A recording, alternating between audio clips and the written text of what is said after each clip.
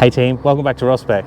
Well, Robin didn't do too bad last year, but last year's gone. So today we're here at round 1 Time Attack 2025. So we've made some changes, but we'll talk about that later. So come on, let's get into it.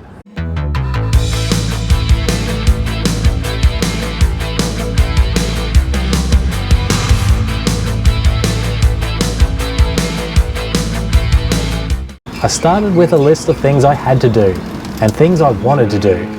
Let's just say my success rate with the wanted list was mixed at best. First up, the new wheels and 265s added a nice little problem.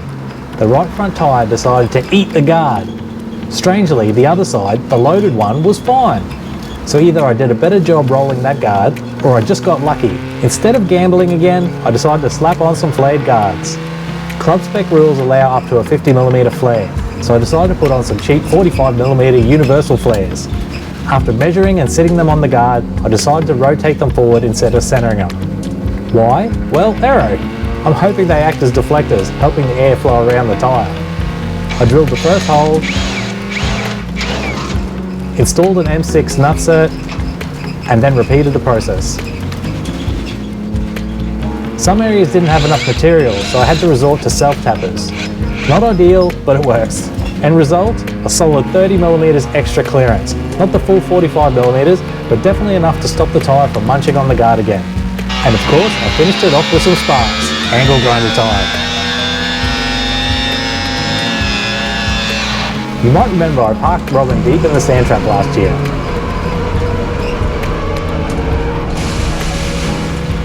And the factory tow point? Completely buried. So after getting a slap on the wrist for not having external tow point, I picked up a tow strap. Installation was simple. Bolt it to the chassis, mark the bumper, and drill like a madman until I had a slit to pull the strap through. And just like that, Robin now has a big red tongue sticking out the front. Heel toe? More like heel no. The pedal setup was already annoying, but after installing the race seat, it became a nightmare. I tracked down a different pedal bracket, but surprise, surprise, Robin had other plans. A steel-encased electrical junction box under the dash meant the new bracket wouldn't fit without major relocation work. Looks like a job for future me. For now, I slapped on some new clutch and brake pedal pads. Small win, but I'll take it. Now the biggest headache, the diff. I have two problems with it. Number one, the mini spool. Lock wheels are great for drifting, but not so much for actual fast driving. And number two, the gear ratio. Robin has a 3.08 diff, more suited to an automatic cruiser than a track car. My plan was to swap in an AU XR6 diff, but then disaster. I rotated the axle and immediately knew something was wrong. Turns out while early XR6 models came standard with LSDs, by the time the AU3 rolled around, it was optional. And guess what? I got an open wheeler! I thought about stealing phase 345 LSD, but since she has been through a flood, I checked the oil first. Yeah, that wasn't oil, more like swamp water. So for now I decided to stick with what I had. Better to run a taller ratio than constantly spin the inside wheel. Coming into the day, I didn't have high hopes. No real performance upgrades, just some reliability and setup tweaks. But right out the gate, my laps were matching or beating my old PB. Then came the lap.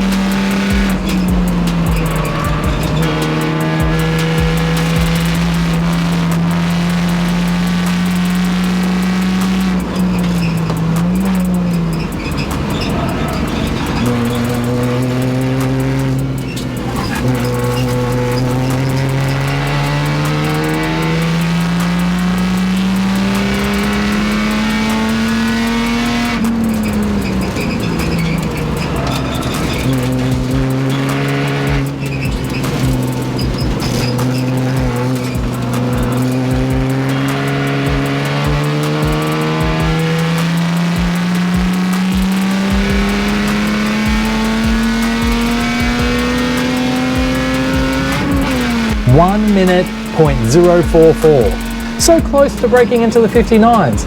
And the best part? The flares worked. No more guard rubbing. Feeling confident, I went out for the second session, ready to crack that 59. But then, a WRX absolutely obliterated me on the straight.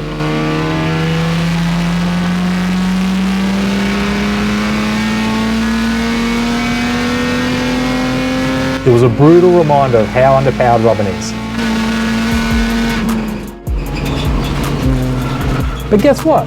A few corners later, I was right back on their bumper. They were nice enough to let me through, but I could tell they had to completely lift off the throttle to do it. Meanwhile, I was in the car bouncing in my seat, trying to wheel Robin forward. Lap after lap, I got quicker, but still no 59. The final session was the last chance to crack a 59. I decided to send it. On lap 2, I was catching a BRZ in front, but pushing hard into turn 1, I had a wiggle and went off. Sorry to the stinger behind me, hope you didn't catch any rocks. I regrouped, pushed again and caught up. The BRZ must have felt me coming because they stepped it up and they got loose out of turn 1 and into the dipper.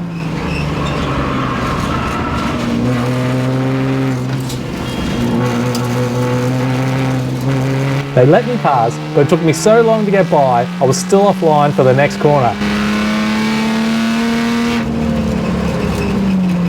And locked the brake. On the final lap, we were locked in. I tried to clear some space, but just ended up unsettling the car and locked up again into the dipper. The BRZ closed right back in, but just as they were about to have a crack, they had their own moment. Did it help my lap time? Nope, but that was fun. Best lap of the day? 1:00.044. 4/10 quicker than my previous PB. Considering I didn't make any performance modifications, I should be happy. But being that close to a 59, it stings. Unofficially, I think that puts me 8th in class. The competition has definitely stepped it up this year. Watching that WRX vanish on the straight got me thinking, maybe it's time to get serious about power. So what do you think? Keep fine-tuning the setup? Go all in on NA power, cams, headwork, or add some boost. That'll make us jump up to the next class. Drop your thoughts in the comments, and if you want to see what direction I go, don't forget to like and subscribe. Until next time, remember, there's more to going fast than going fast. Catch you next time.